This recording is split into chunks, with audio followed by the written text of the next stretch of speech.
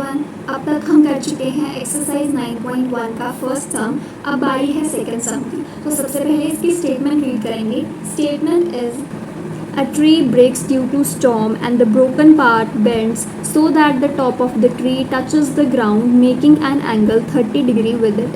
मतलब एक ट्री है जो स्टॉर्म की वजह से टूट जाता है और उसका जो टूटा हुआ पार्ट है वो बेंड हो जाता है इस तरीके के ट्री का जो टॉप है यानी जो लीव्स वाला पार्ट होता है टॉप है उसका वो ग्राउंड को टच करेगा जिससे वो ट्री का पार्ट और ग्राउंड 30 डिग्री एंगल बनाएंगे। चलो इसको डायग्राम को ड्रॉ करके देखते हैं। सबसे पहले हमारे पास एक ट्री है तो मैं एक लाइन ड्रॉ करूँगी जो ट्री को रिप्रेजेंट करेगी। So this is a line, let it be A B. ये मान लो ट्री है। अब स्टॉर्म की वजह से वो टूट जाता है तो सपोज कि वो यहाँ से टूटता है और उसका ये जो पार्ट है वो टूट करके इस तरह से ग्राउंड पे आकर गिर जाएगा। तो मान लो ये उसका टूटा हुआ पार्ट गिरकर ऐसे ज़मीन पर आकर लग गया। अब उसका जो टॉप था वो यहाँ पे टच हो रहा है, मतलब यहाँ पे जो ये हिस्सा था, ये इसका टॉप था, वो ग्राउंड पे टच कर रहा है। तो मान लेते हैं ये सी से ब्रेक डाउन हुआ था और ये जो इसका टॉप यहाँ पर ग्राउंड पे टच कर रहा है उस पॉइंट को हम डी नाम दे देते हैं। अब उन्होंने क्या बोला था कि वो जो ट्री का ब्रोकन पार्ट है, ये वाला ब्रोकन पार्ट है और ग्राउंड जो है वो मिल करके 30 डिग्री एंगल बना रहे हैं। सो ये रहा ब्रोकन पार्ट, ये रही ग्राउंड। ग्राउंड को भी लाइन के साथ ड्रॉ कर देते हैं। यहाँ पे B D is the ground, ये दोनों मिल करके 30 डिग्री एंगल बना रहे हैं। तो ये रहा हमारा 30 डिग्री एंगल। उसके बाद next line is the distance between the foot of the tree to the point where the top touches the ground is 8 metre. Distance कौन सा? जो कि फुट ऑफ द ट्री से लेकर के point where the top touches the ground, मतलब foot of the tree क्या था, ये हमारा ट्री था तो फुट ये रहा बी पॉइंट। और दूसरा पॉइंट कौन सा बोल रहे हैं? where the top touches the ground is 8 metre. ये जो टॉप है ट्री का वो ग्राउंड को डी पॉइंट पर टच कर रहा है। तो एक पॉइंट बी दूसरा डी, इन दोनों के बीच में डिस्टेंस क्या दिया है? 8 metre. Next line is find the height of the tree. अब ये जो ट्री की हाइट थी पूरी की पूरी वो हमें फाइंड करनी है। अच्छा ये तो टोटल ट्री था, इसमें से ये बचा था और इसका ब्रोकन पार्ट टूट करके यहाँ पर आ गया था। हमें टोटल ट्री की हाइट फाइंड करनी है तो हमें ये वाला पार्ट भी चाहिए और ये वाला पार्ट भी चाहिए, मतलब बचा हुआ पार्ट भी चाहिए और ब्रोकन पार्ट भी चाहिए। और यहाँ पर एक देखने वाली बात है कि ये जो पार्ट ब्रोकन है, यहाँ पर भी ये जो पार्ट है AC, ये भी ब्रोकन पार्ट को रिप्रेजेंट कर रहा है जो बाद में बेंड हो करके यहाँ ग्राउंड पर आ गया था। तो AC और CD ये दोनों इक्वल हैं। ये ब्रोकन पार्ट था AC, यही टूट कर यहाँ पर CD बना था और इसका टॉप A जो था यहाँ पे हमने उसको D डिनोट कर दिया था जब वो ग्राउंड पे टच किया था। तो ये ब्रोकन पार्ट और ये ब्रोकन पार्ट ये सेम है, मतलब इनकी लेंथ भी सेम होने वाली है। तो AC is equal to CD, ये दोनों इक्वल हैं। हमें ब्रोकन पार्ट की भी लेंथ चाहिए और ये जो बचा हुआ पार्ट है उसकी भी लेंथ चाहिए। तो सबसे पहले तो हमें फाइंड क्या करना है? टू फाइंड है हमारा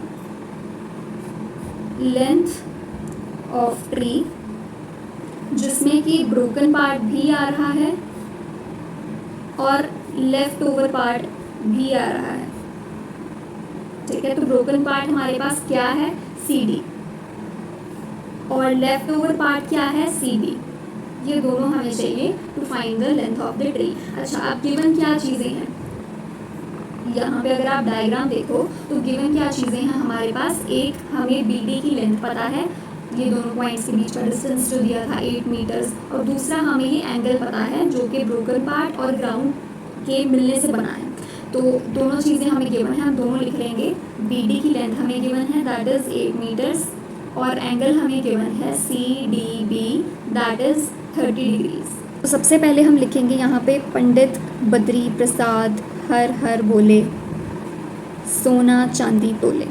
अब हमारे पास BD की लेंथ है तो BD इज़ यहाँ पे बेस, अगर हम 30 डिग्री वाले एंगल को थीटा माने तो BD इज़ द बेस और हमें इन दोनों में से पहले कोई एक चीज़ लेनी है। तो CB को मान करके चलते हैं, हम पहले उसको यूज़ कर रहे हैं। तो परपेंडिकुलर और बेस ये दोनों कहाँ पर हैं?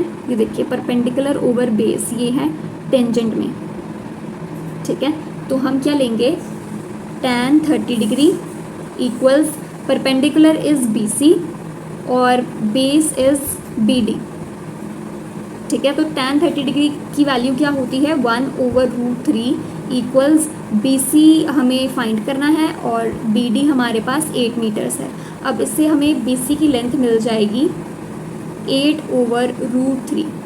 क्यों 8 यहाँ पर मल्टीप्लाई हो जाएगा तो उससे BC की वैल्यू हमें मिलेगी। अब इसके साथ हम लगा देंगे मीटर्स, यूनिट ज़रूर लगाना है।